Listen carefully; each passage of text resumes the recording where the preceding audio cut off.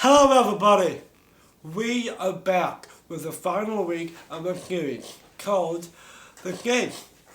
Today we are going to see the impact of hitting rock bottom.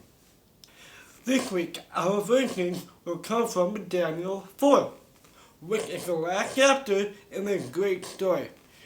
You owe it to read it. Let's recap God's relentless pursuit of King Nebuchadnezzar. Chapter 1. God used a bad situation to put four godly young men in positions where they would be able to influence the king. Chapter 2.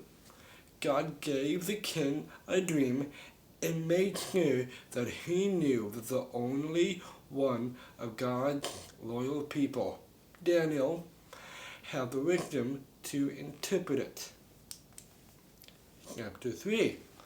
God used three of his loyal young men, Shadrach, Meshach, and Abednego, to show what true trust, loyalty, and devotion looks like. He also put a total power on display by protecting them in the furnace. God has been chasing Nebuchadnezzar for 3 chapters, and we see at the beginning of chapter 4 that, unlike other chapters, this one is written by Nebuchadnezzar himself. And finally, something is starting to stick. King Nebuchadnezzar tells us, I want you all to know about the miraculous signs and wonders the Most High God has performed for me. Do you notice the things? In chapter 2:47, the king says, truly, your God is the greatest of gods. In chapter 3:28, the king says, praise to the God of Shadrach, Meshach, and Abednego. In these previous encounters, the king thinks of God as someone else's God. But in chapter 4, God has become the God to King Nebuchadnezzar, and he recognizes that God has done things for him personally. What caused this great change? Well, God used another dream to get the king's attention. The king tells us, one night I had a dream that frightened me. I saw visions that terrified me, and I laid in my bed. From verses 10 through 16, we know that this was a really weird dream about a great tree, and fruit, and shade, and logging, and metal work, and a naked guy who eats like a cow. Anyways, once again, the king asked his wise men what the dream meant, but they were not able to tell him. Then once again, the king called upon Daniel to tell him what the dream meant.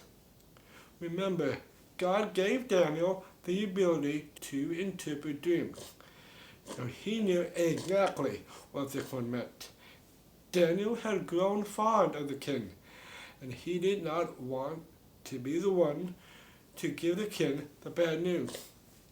King Nebuchadnezzar sensed this and told Daniel, don't be alarmed by the dream and what it means.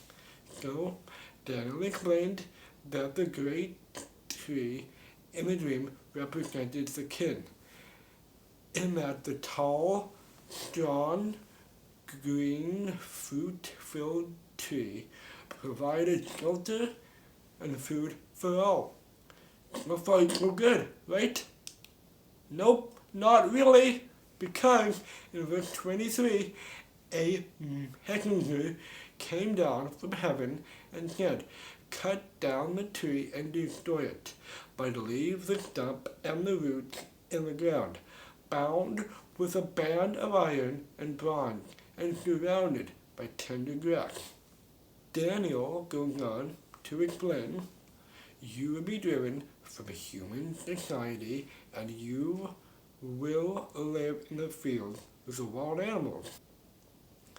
You will eat grass like a cow, and you will be drenched with the dew of heaven. 7 periods of time will pass while you live this way until you learn that the Most High rules over the kingdoms of the world and gives them anyone he chooses. Daniel pleads with the king. King Nebuchadnezzar, please accept my advice. Stop sinning and do what is right. Break from your wicked past and be merciful to the poor. Perhaps then you will continue to prosper. God gave Nebuchadnezzar the chance to do things the easy way by taking Daniel's advice, or the hard way. Sadly, as we see next, he took the hard way. A year later, King Nebuchadnezzar was walking on his palace roof when his pride got the best of him, and he said, "Look at this great city of Babylon. By my own mighty power, I have built this beautiful city as my royal residence to display my majestic splendor."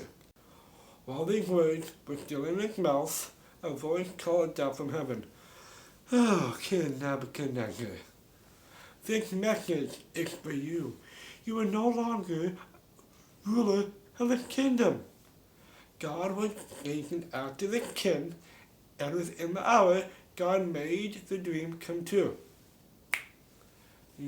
Nebuchadnezzar became insane, started eating grass like a cow, and his hair and nails grew as long as well. The king had to hit rock bottom before he was humble enough to turn and worship the one true God. In verse 34, the king tells us, "I, Nebuchadnezzar, looked up to heaven. My sanity returned. I praised and worshiped the Most High and honored the one who lives forever." The Nebuchadnezzar story has a happy ending. When my sanity returned to me, so did my honor and glory and kingdom. My advisors and nobles sought me out, and I was restored as the head of my kingdom with even greater honor than before. So, what have we learned from King Nebuchadnezzar and this series? But I don't know about you, but I do not want to be stubborn like Nebuchadnezzar. But if you're one of God's people, be like Daniel and his friends, obedient and available. Let's recap what obedience and availability looks like, shall we?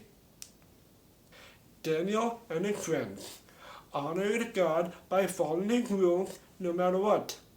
Used the gifts that God gave, trusted in the Lord's plan and will, refused to worship any other God. But if you are being saved by God, do things the easy way. Humble yourself and acknowledge that God is God.